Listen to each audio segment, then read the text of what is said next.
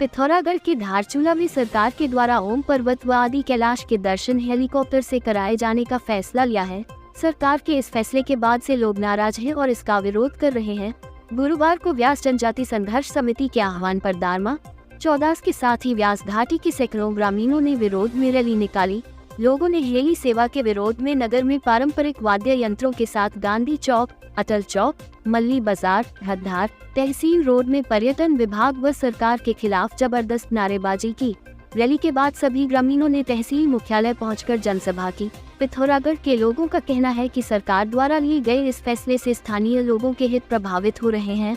उनका कहना है कि ग्रामीणों ने लाखों रुपए का लोन लेकर क्षेत्र में होम स्टे आदि का निर्माण किया है और वाहन लिए हैं। ऐसे में सरकार अब हेली सेवा शुरू करने की बात कह रही है।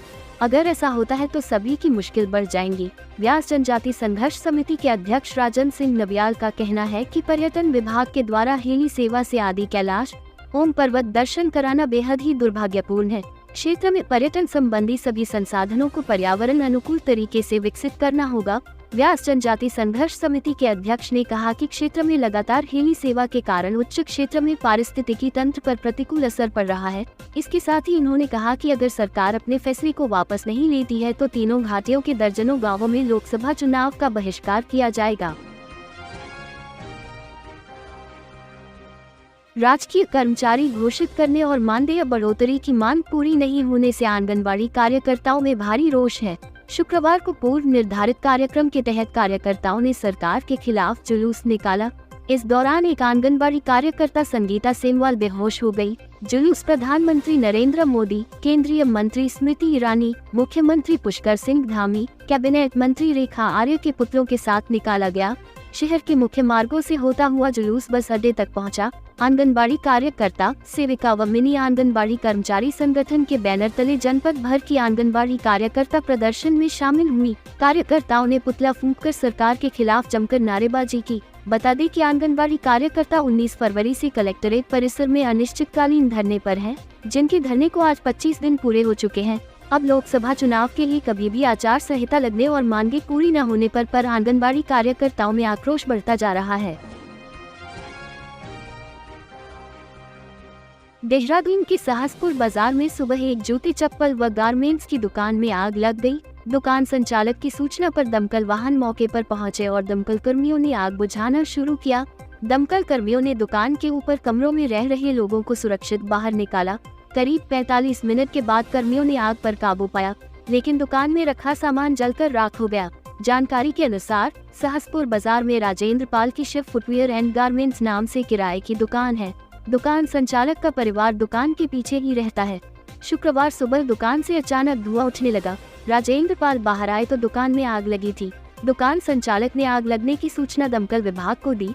दमकल कर्मियों ने मौके पर आकर आग को बुझाना शुरू किया। दमकल कर्मियों ने 3 दमकल वाहनों की मदद से आग पर काबू पाया। प्रभारी एफएसओ ईशम सिंह ने बताया कि दमकल कर्मियों की एक टीम ने आग बुझाने का काम शुरू किया था। दूसरी टीम ने दुकान के ऊपर कमरों में रह रहे लोगों को सुरक्षित बाहर निकाला। बताया कि प्रथम दृष्टया में शॉर्ट सर्किट को ही आग लगने का कारण माना जा रहा है। मामले की जांच की जा रही है।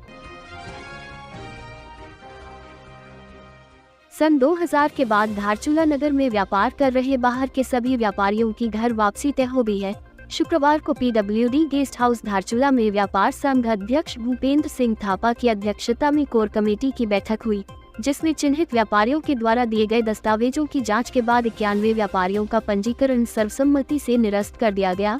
सभी व्यापारियों को शनिवार से अपने दुकान बंद रखने के लिए बताया गया है। व्यापार संघ के महासचिव महेश गर्ब्याल ने बताया कि व्यापार संघ की कोर कमेटी ने सर्वसम्मति से 91 व्यापारियों के पंजीकरण को निरस्त कर दिया है। पंजीकरण निरस्त होने के बाद सभी को अपने प्रतिष्ठान बंद रखने के लिए भी बता दिया गया है। व्यापार संघ अध्यक्ष भूपेंद्र सिंह थापा ने बताया कि चिन्हित 175 व्यापारियों को सन 2000 से पूर्व व्यापार करने का प्रमाण देने के लिए समय दिया गया था। इसके बाद सर्वसम्मति से निर्णय ले लिया गया है। महेंद्र सिंह बुदयाल ने कहा कि बाहर के 91 व्यापारियों के जाने से स्थानीय युवाओं को रोजगार मिलेगा। क्षेत्र में अराजकता की संभावनाएं भी कम हो जाएगी। बता दें कि व्यापार मंडल और स्थानीय लोगों के विरोध के बाद कई भवन स्वामियों ने बाहरी लोगों को दुकान और भवन खाली करने को बोल दिया है। बता दें कि धारचूला में पिछले दिनों बरेली के मुस्लिम युवक द्वारा 2 नाबालिग युवतियों को भगाकर ले जाने के बाद लोगों में काफी आक्रोश था। तब से लोकल लोग बाहरी लोगों को धारचूला छोड़ने की चेतावनी देते आ रहे हैं। उत्तराखंड कांग्रेस से 2 बार के विधायक रहे दिग्गज नेता विजयपाल सचवान ने अपने सभी दायित्वों से मुक्त होकर पार्टी की प्राथमिक सदस्यता से इस्तीफा दे दिया है। आज शुक्रवार को उन्होंने प्रदेश पार्टी अध्यक्ष करण महारा को पत्र लिखा। पत्र में उन्होंने कहा कि आज मैं व्यक्तिगत कारणों से अखिल भारतीय कांग्रेस पार्टी के समस्त दायित्वों से मुक्त होकर पार्टी की प्राथमिक सदस्यता से त्यागपत्र प्रेषित कर रहा हूं। वहीं बताया जा रहा है कि उत्तरकाशी क्षेत्र के दिग्गज नेता माने जाने वाले विजयपाल सचवान जल्द ही भाजपा का दामन थाम सकते हैं। पूर्व विधायक मालचंद्र ने कांग्रेस पार्टी से दिया इस्तीफा। पुरोला से रह चुके हैं बीजेपी से विधायक। 2022 में टिकट नहीं मिलने के चलते छोड़ दी थी पार्टी। कांग्रेस से लड़ा था चुनाव, हार गए थे चुनाव। अब 2 साल में ही हुआ कांग्रेस से मोह भंग कर विजयपाल सचवान के साथ ही बीजेपी का दामन थामेंगे। बता दें कि इससे पहले भी कांग्रेस के दिग्गज नेता मनीष खंडूरी व अन्य कई नेता कांग्रेस छोड़कर भाजपा में शामिल हो चुके हैं। लोकसभा चुनाव की तारीखों का ऐलान कल यानी शनिवार को कर दिया जाएगा। चुनाव आयोग दोपहर 3 बजे प्रेस कॉन्फ्रेंस कर इसका ऐलान करेगा। इसके बाद से ही उत्तराखंड में भी चुनावी हलचल तेज हो गई है। बता दें कि 2019 में हुए चुनाव की घोषणा 10 मार्च को हुई थी। तब उत्तराखंड में पहले चरण में ही 11 अप्रैल को वोटिंग हुई थी। तब कुल 57.09% मतदाताओं ने अपने मताधिकार का प्रयोग किया था। यह आंकड़ा वर्ष 2014 लोकसभा चुनाव की तुलना में कम था।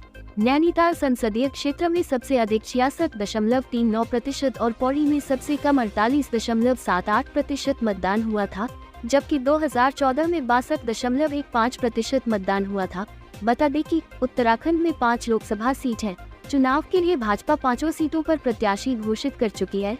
टिहरी गढ़वाल सीट से माला राज्यलक्ष्मी शाह, नैनीताल सीट से अजय भट्ट और अल्मोड़ा सीट से अजय टम्टा को उम्मीदवार बनाया गया है।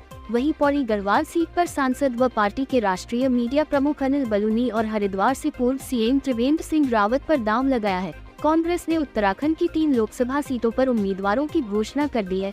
टिहरी गढ़वाल सीट से जोत सिंह गुनसोला, पौड़ी सीट से गणेश गुदियाल और अल्मोड़ा से प्रदीप टम्टा पर दांव खेला गया है। 2 सीटों पर अभी भी सस्पेंस बना है। खबरों में बने रहने के लिए धन्यवाद। खबरों से प्रकाशित रहने के लिए कुमाऊनी कुटुंब को सब्सक्राइब करना न भूलें तथा खबरों को शेयर कर सहयोग प्रदान अवश्य करें।